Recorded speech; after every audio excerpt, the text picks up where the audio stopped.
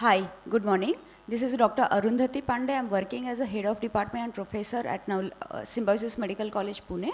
I'll be talking about lead surgery, which surgery and why. So I'll be covering entropion, ectropion and retraction of lead. Entropion, everyone knows the definitions. I'm just going through slightly fast because of the time constraint. So that what are the types of entropion? Congenital, spastic, involutional, cicatricial, and most common upper lid cicatricial, lower lid involutional. So factors causing involutional entropion, they are laxity of lower lid retractors, horizontal lid laxity, overriding preseptal orbicularis muscle. So what are the procedure, what are the options available? So vertical skin muscle shortening, that is a Ziegler cautery.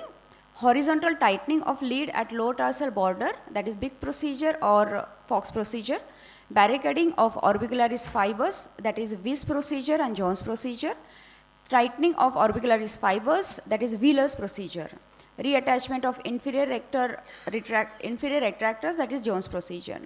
So I'll be discussing few cases. So we had a 60-year-old male with a lower lid entropion, and Weiss technique is done in this patient. So what is the principle? Transverse blepharotomy with marginal rotation. Transverse lid split prevents upward movement of preseptal orbicularis.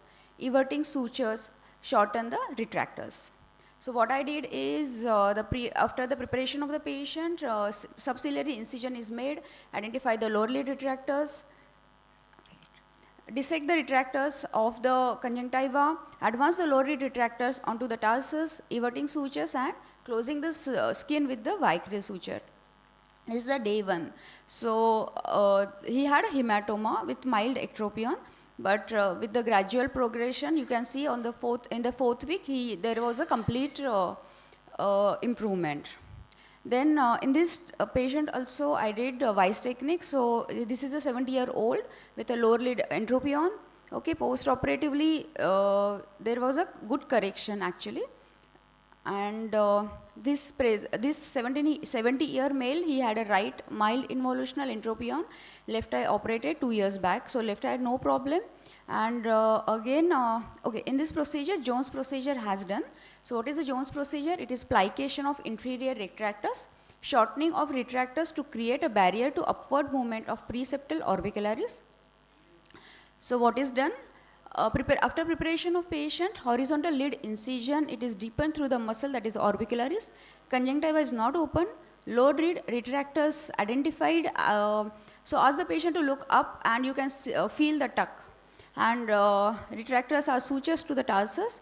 And so what I did is skin, lid margin, tarsus, low lid retractors and the skin I sutured together. Okay. So Jones procedure in this patient, right eye you can see, and eventually see within the 1 or 2 weeks after the once the hematoma resolves, you will see a good results. And lid is really forgiving in this manner. So this lady presented, 50-year-old lady. She had right eye involutional entropion, and I corrected it with the Jones procedure. Now, cicatricial entropion, it is caused by shortening of posterior lamella, which pulls the eyelid margin inward. So what are the causes? Trachoma, OCP, ocular cicatricial pemphigoid, chemical burns, surgical or accidental trauma, Stevenson-Johnson syndrome, recurrent chalazion or blepharitis. So this patient, he had a right eye cicatricial entropion with eyelashes rubbing to the cornea and associated with the corneal opacity because he had around 1 to 2 years. So marginal rotation of the tarsal plate, principal lamella,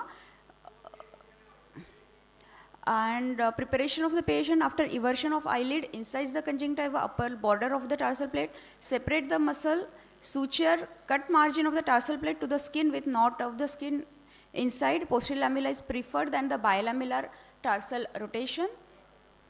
So sorry for the these pictures, but he had a good improvement within 1 or 2 weeks. So upper lid entropion, 46-year female, she had a bilateral mild upper lid entropion, trichiasis, dry eyes, and most probably due to trachoma. So what is done is a tarsal wedge resection, anterior lamellar reposition and lid margin split combined with the excision of wedge of a tarsal plate. And horizontal lead incision has been taken, tarsal plate exposed with a blunt incision, 2 incisions at 90 degree to each other made. So wedge of the, it is removed. Yeah. So electrolysis epilation has done and added with the platelet rich plasma therapy. This was the ectropion. And retraction of the lid, this patient, 30 seconds ma'am, sorry. So retraction of the upper eyelid, so Muller's muscles, Muller's muscle was, mullerectomy has been done in this patient, and day 1 patient had a ptosis, but eventually patient recovered.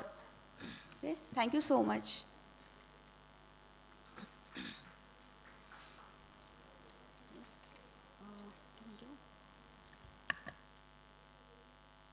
Next person जो यहाँ पे आएगा उसको भी ready कर देंगे. As far as your lid retraction patients were concerned, were they the thyroid patients?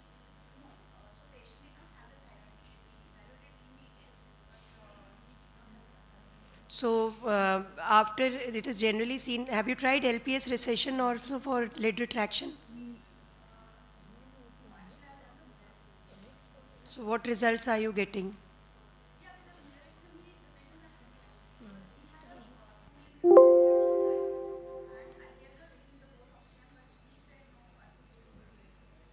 Lid retraction doesn't cure so easily.